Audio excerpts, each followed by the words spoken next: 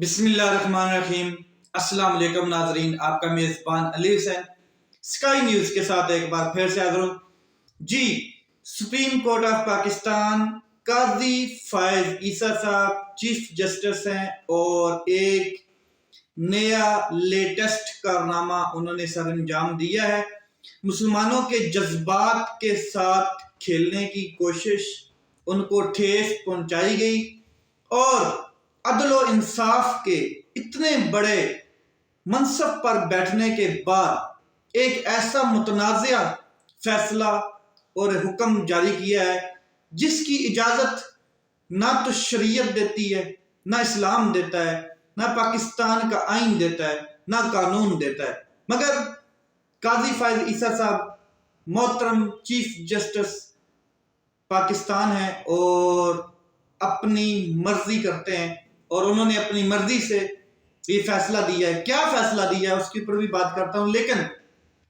ختم نبوت پاکستان کا نہیں معاملہ، صرف اور صرف پاکستان کے مسلمانوں کا نہیں معاملہ۔ ختم نبوت جو ہے وہ پوری دنیا کے جو مسلمان ہیں اس کے اوپر ایمان رکھتے ہیں، اور یہ ختم نبوت جو ہے اس کے لیے پوری دنیا کے مسلمان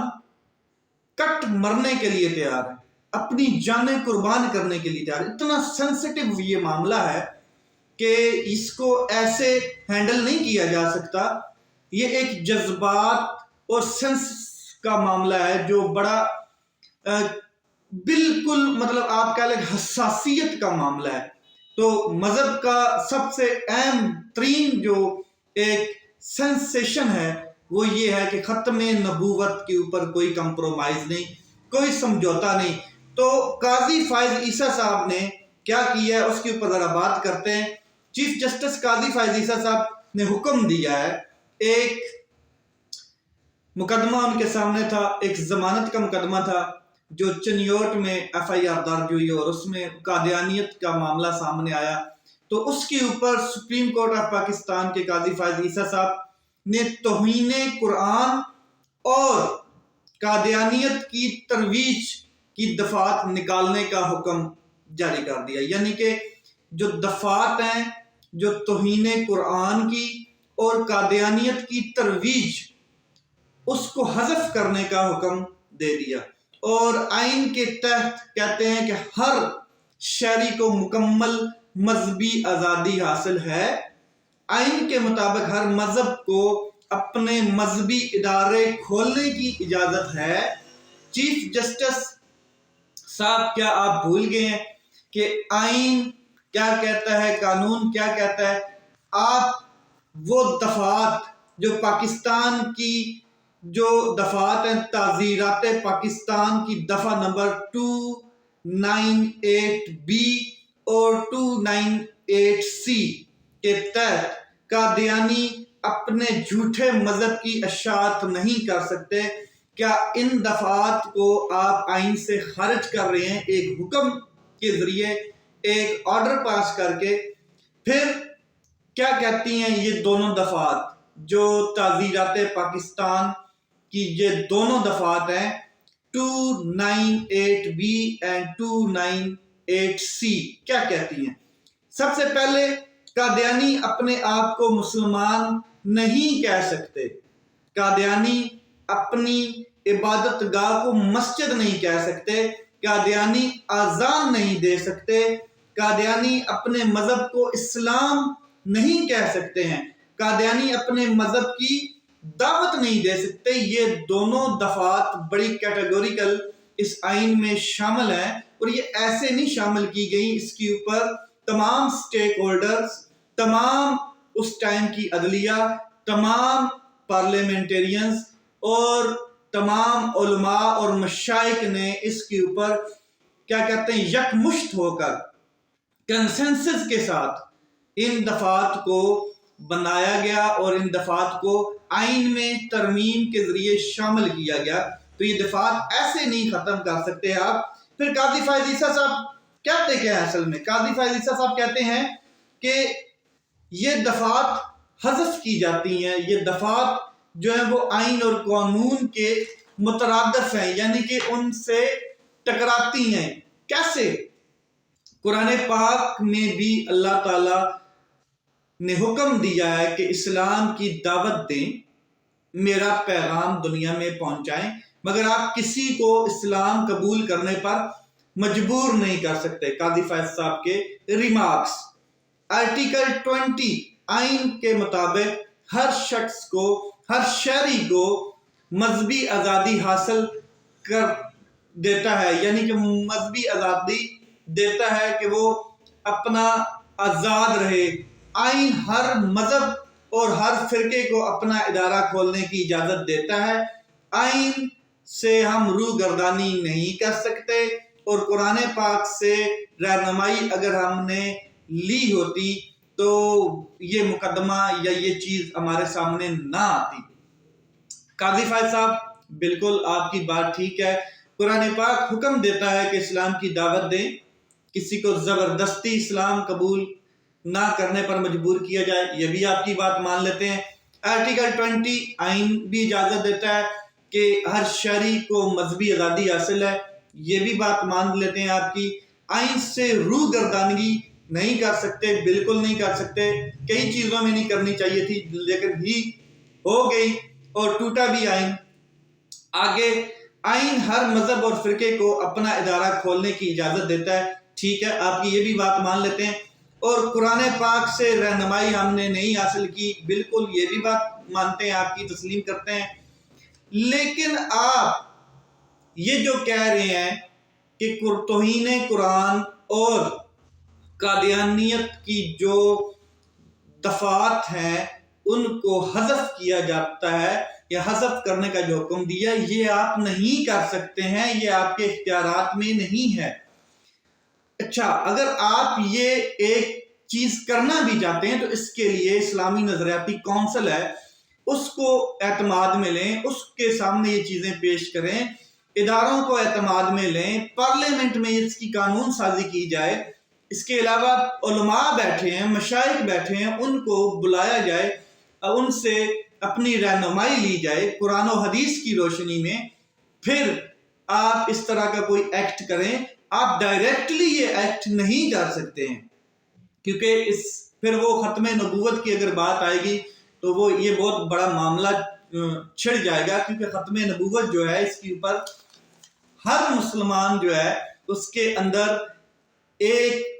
مر مٹنے اور کٹ مٹنے کی جو ایک مضبوطی ہے وہ قائم ہے، اور ختم نبوت پہ کوئی سمجھوتا نہیں ہے۔ آپ یہ جس آگ کو ہوا دے رہے ہیں، آپ نے جس سینسیشن والے معاملے کو چھیڑا ہے، یہ آپ کے لیے قاضی صاحب بڑے احترام کے ساتھ یہ معاملہ بہت خراب ہو سکتا ہے۔ کس قسم کی آگ جو ہے وہ ملک میں لگے گی اور کس قسم کا یہ معاملہ اٹھے گا، اس کو روکنا بہت مشکل ہو جائے گا۔ خدارا آپ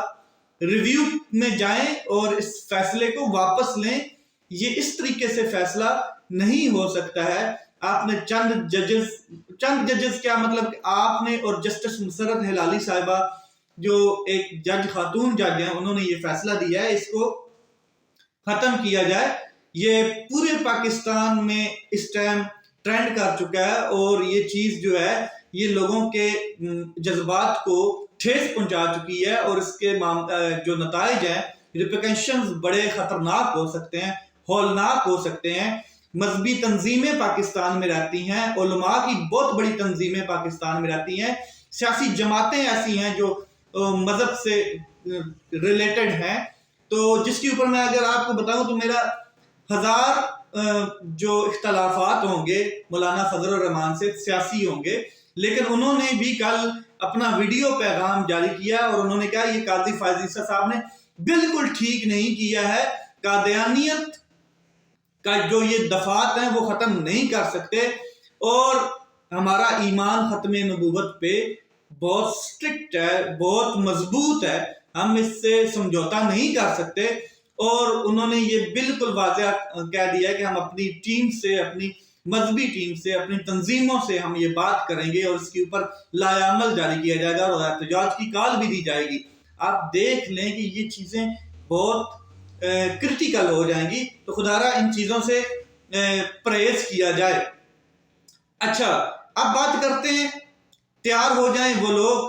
جو سوشل میڈیا ایکٹیوسٹ ہیں تیار ہو جائیں، وہ لوگ جو ایکس کو استعمال کر رہے ہیں یعنی کہ ٹویٹر کو، جو یوٹیوب کو استعمال کر رہے ہیں، سوشل میڈیا فیس بک، انسٹاگرام، ٹک ٹاک، جس کے اوپر بھی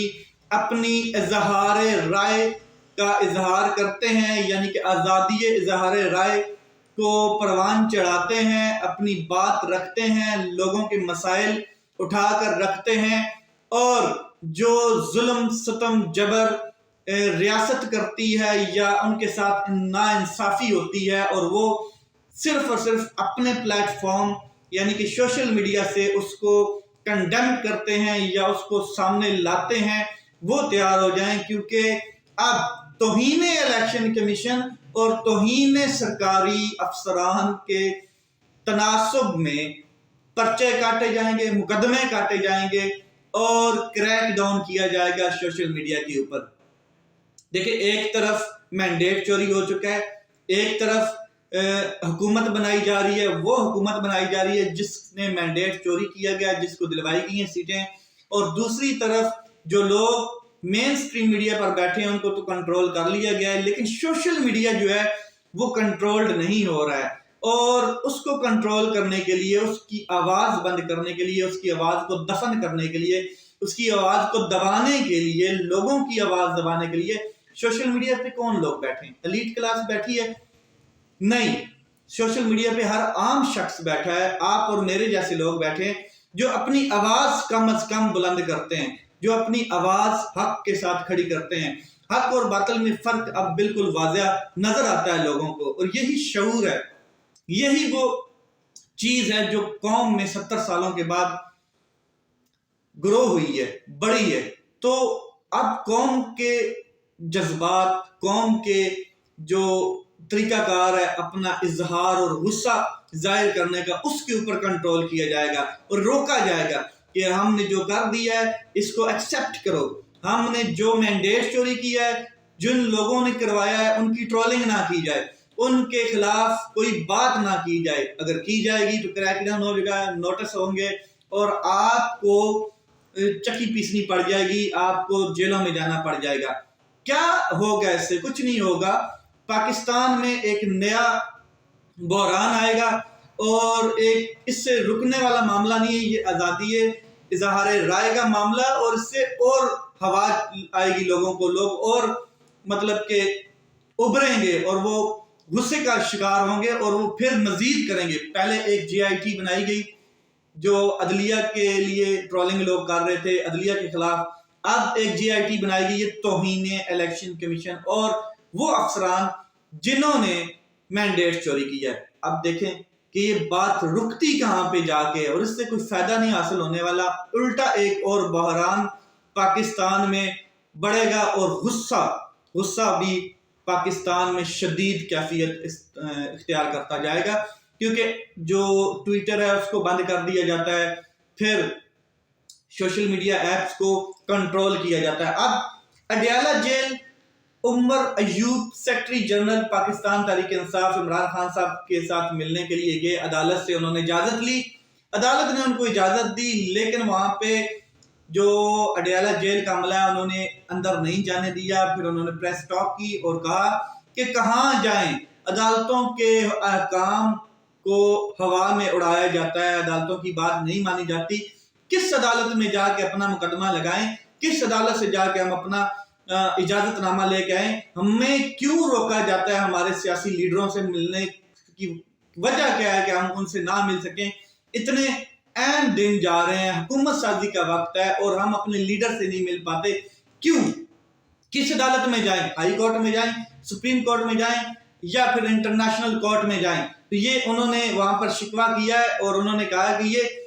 کیوں ایسا ہو رہا ہے کہ ہمیں اپنے لیڈر سے ملنے کی اجازت نہیں ہے۔ پھر سنی اتحاد کونسل کی جانب سے تمام حلف نامے اور ان کی رپورٹس کاغذات جمع کرا دیے گئے ہیں الیکشن کمیشن میں۔ آج اجلاس طلب کر لیا گیا الیکشن کمیشن کی جانب سے، اور جہاں پر مجھے خدشہ نظر آ رہا ہے، جو مخصوص نشستوں کی درخواست سنی اتحاد کونسل نے دی تھی، مجھے نہیں لگتا کہ اس کے اوپر چیف الیکشن کمیشن صاحب مخصوص نشستوں ایسے آسانی سے دے دیں گے، بلکہ اس کے اوپر رولا ڈالیں گے، اور یہ معاملہ پھر عدالتوں میں جائے گا اور گھسیٹا جیسے چلتا رہا ہے پہلے کہ لیگ پولنگ جو کام چل رہا ہے اور ایک فریق بنا ہوا ہے یہ ویسے ہی کام کرے گا. مجھے نہیں لگتا کہ یہ اتنی آسانی سے پاکستان تحریک انصاف کو اس کی جو نشستیں مخصوص بنتی ہیں وہ دے دے, مجھے نہیں لگتا ہے. خیر یہ میری ایک ذاتی رائے ہے ایز اے یوٹیوبر, تو اس کے اوپر آج اجلاس طلب کر لیا گیا ہے, اب کیا ہوتا ہے وہ بھی دیکھتے ہیں. تو شیر افضل مروت صاحب نے پاکستان تحریک انصاف کے انٹرا پارٹی الیکشن 15 دن میں کروانے کی بات کر دی ہے اور بتا دیا گیا ہے کہ ہم 15 دن کے اندر اندر انٹرا پارٹی الیکشن کروا رہے ہیں. اس میں بیرسٹر گور صاحب عمر ایوب صاحب اور 2-3 اور شخص ہیں جنہوں نے سودی انتخاب کونسل سے رجوع نہیں کیا کیونکہ وہ اپنی ایک ذاتی حیثیت میں الیکشن لڑنا چاہتے ہیں, تو وہ پھر وہ استحقاق کھو دیتے ہیں. تو یہ چیزیں آگے چلتی ہیں, دیکھتے ہیں کیا ہوتا ہے. اپنا خیال رکھیں, اپنے بھائی کے اس چینل کا خیال رکھیں. پاکستان زندہ باد.